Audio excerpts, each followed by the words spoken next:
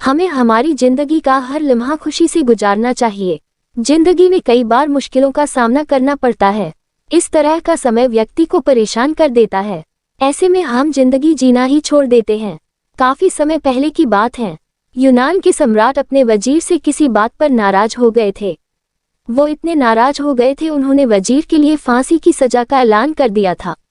उसकी फांसी का समय शाम 6 बजे निर्धारित किया गया। जब वजीर को फांसी की सजा दी जा रही थी तब वो दरबार में उपस्थित नहीं था। सम्राट ने अपने सैनिकों को आदेश दिया था कि वो वजीर को बता दे कि शाम 6 बजे उसे फांसी पर लटका दिया जाएगा। सम्राट का आदेश मानकर सैनिकों का एक हिस्सा वजीर के घर पहुंच गया। वजीर के घर को चारों ओर से घेर लिया गया। जब सैनिक उसके घर के अंदर गए तो उन्होंने देखा कि वजीर के घर में जश्न का माहौल है। दरअसल उस दिन वजीर का जन्मदिन था। वजीर के घर पर में उसके रिश्तेदारों और दोस्तों की चहल पहल थी। सभी लोग बेहद खुश थे। सैनिकों ने भरी महफिल में वजीर की फांसी का ऐलान कर दिया। साथ ही यह भी बताया कि उसकी फांसी का समय शाम 6 बजे निर्धारित किया गया है। ये सुनकर सभी हैरान रह गए। सभी लोग ये सुनकर उदास हो गए। इसी बीच वजीर ने कहा कि यह तो अच्छा है कि उसकी फांसी का समय शाम 6 बजे मुकर्रर की गई है, तब तक जश्न मनाया जा सकता है। ये सुनकर सभी ने कहा कि कैसी बात कर रहे हो, फांसी की सजा सुनाई गई है तुम्हें, इस पर जश्न कैसे मनाया जा सकता है। लेकिन वजीर ने सभी को समझाया और जश्न फिर से मनाने लगा। उसके दोस्त उदास थे, लेकिन वजीर की खुशी के लिए वो सभी जश्न मनाने को तैयार हो गए। जब ये खबर सम्राट तक पहुंची तो वह पूरा माजरा जानने के लिए वजीर के घर पहुंचा।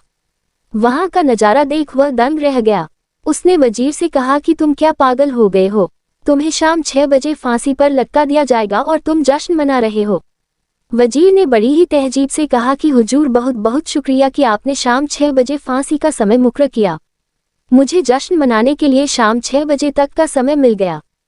फांसी पर लटकने के पहले मेरे पास शाम तक का समय है। इस समय को मैं बर्बाद कैसे करूं?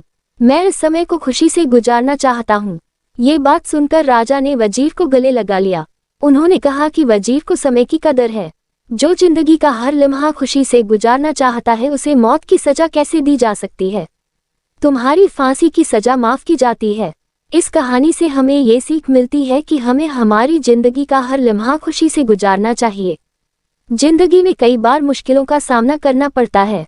इस तरह का समय व्यक्ति को परेशान कर देता है। ऐसे में हम जिंदगी जीना ही छोड़ देते हैं। मुश्किलों के सामने हारना नहीं चाहिए, उसका सामना खुशी के साथ करना चाहिए।